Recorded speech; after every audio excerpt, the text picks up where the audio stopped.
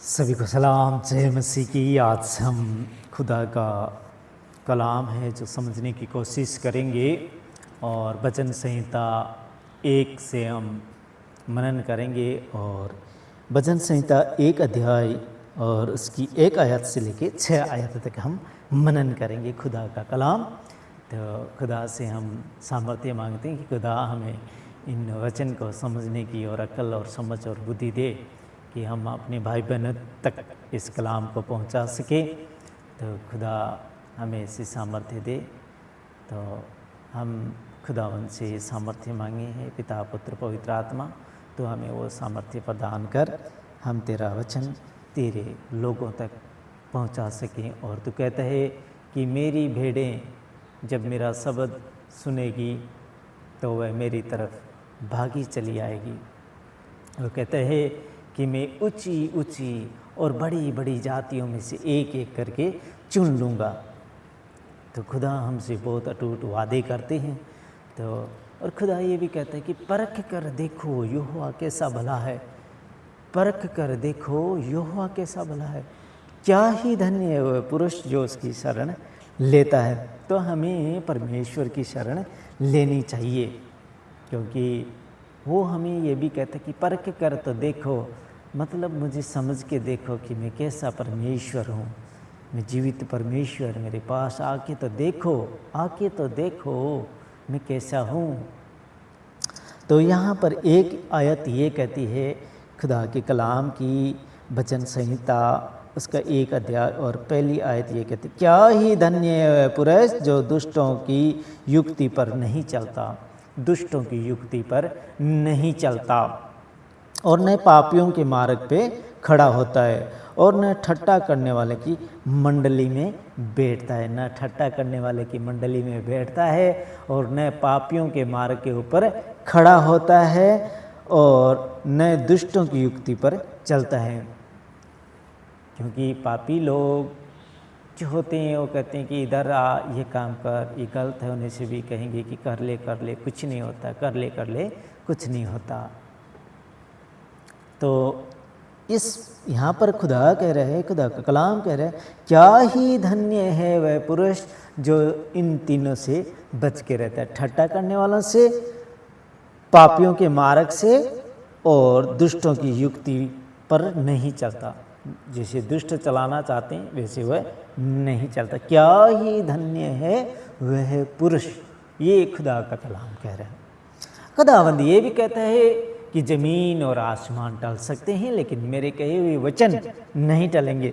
तो अगर हम इस तीनों लोगों से बच के रहेंगे, पापी से, दुष्ट की युक्ति से और ठट्टा करने वालों की मंडली से,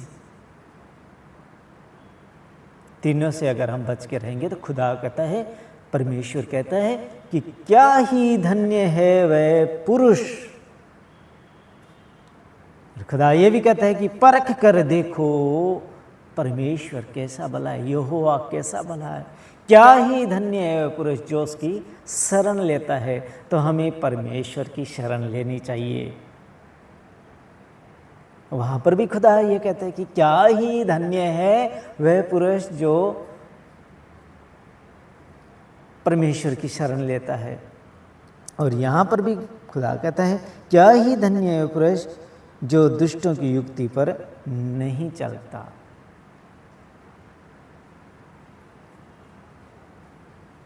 परंतु वह तो यहोवा की व्यवस्था से प्रसन्न रहता है और उसकी व्यवस्था पर रात दिन ध्यान करता है, उसकी व्यवस्था पर रात और दिन ध्यान करता है।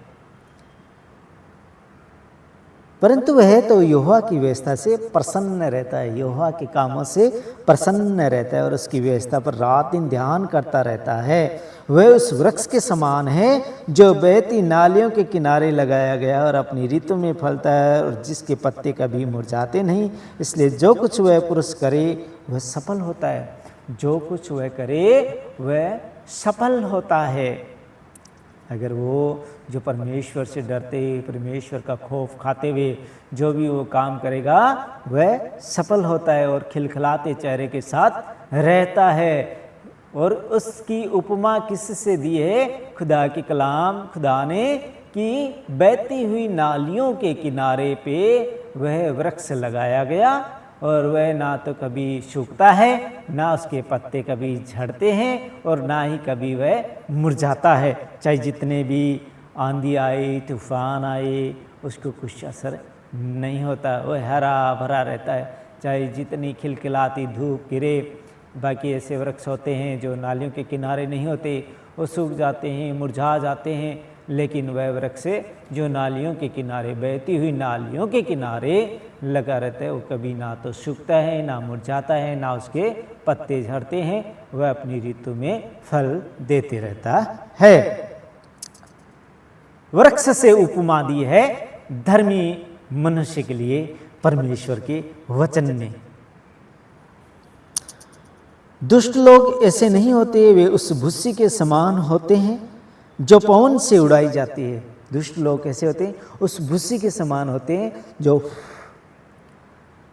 फूंक मार के, हम चाहे गेहूं के सूखी हुई उनको ले लें और जब हम ऐसे फूंक मारेंगे तो जो भूसी ऊपर में होगी वह उड़ जाएगा, दाना अंदर ही रहेगा।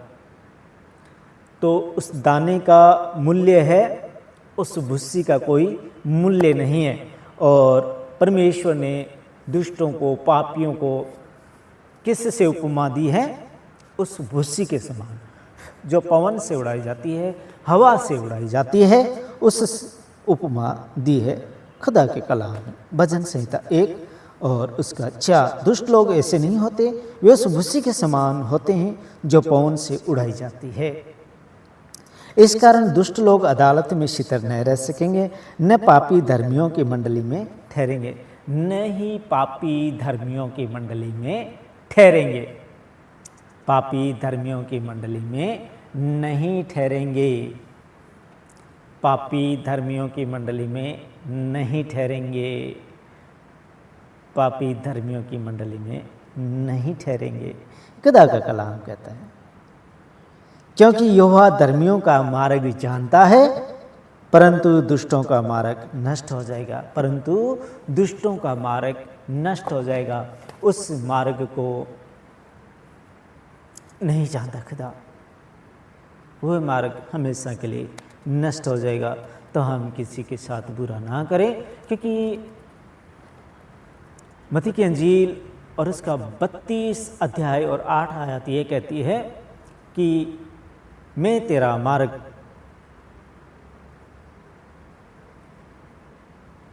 मैं तेरे मार्ग में चलने के समय अगुवाई करूंगा। खुदा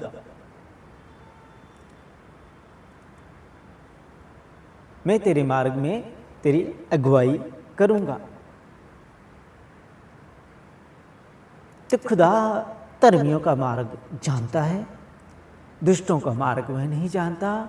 तो हमें खुदा के खत्ते में आना चाहिए, खुदा के पास आके खुदा को पुकारना चाहिए, परमेश्वर से हमें बातें करनी चाहिए, परमेश्वर के साथ चंद लम्हे बिताने चाहिए। क्योंकि परमेश्वर कहता है, कल भी मैंने चर्चा की थी कि अगर हमारा 4 साल का 5 साल का बेटा अगर एक दिन घर में ना आए तो उसकी माता, उसका पिता कैसे उसे ढूंढते हैं कि हमारा बेटा नहीं आया हमारे घर में, संसारिक होते हुए। और वह आत्मिक पिता हमसे जो उन बच्चों को हमारे पास भेजे थे, वो बच्चों को हम कितना प्यार करते हैं संसार के होते हुए, तो हमारे से आत्मिक पिता बहुत गहरा अटूट प्यार करता है। पिता हमसे बहुत ज़्यादा प्यार करता है, अनकंडीशनल लव करता है पिता। तो पिता के घर में आना चाहिए और पिता की बातें करनी चाहिए, पिता के धर्म शास्त्र को पढ़ना चाहिए और उसके गीत भजन गाने चाहिए। तो खुदा हम सबको बरकत और आशीष देगा और हम किसी भय से डरेंगे नहीं। और पिता ने किस से उपमा दी है धर्मी लोगों की? उस वृक्ष से उपमा दी है जो नदी के किनारे, नाले के, बहते नाले के किनारे लगाया गया। वो उसकी जड़ें जो है उस पानी तक गई हुई है अगर वो नाला सूख जाएगा फिर भी पानी नीचे रहेगा और वह हरा भरा रहेगा, कभी नहीं सूखेगा, कभी मुरझाएगा नहीं, पत्ते नहीं मुरझाएंगे। तो खुदा धर्मियों की उपमा दी है उससे बहती हुई नालियों के किनारे पे लगे हुए वृक्ष से। तो खुदा आप सबको बरकत और आशीष दे। आमीन।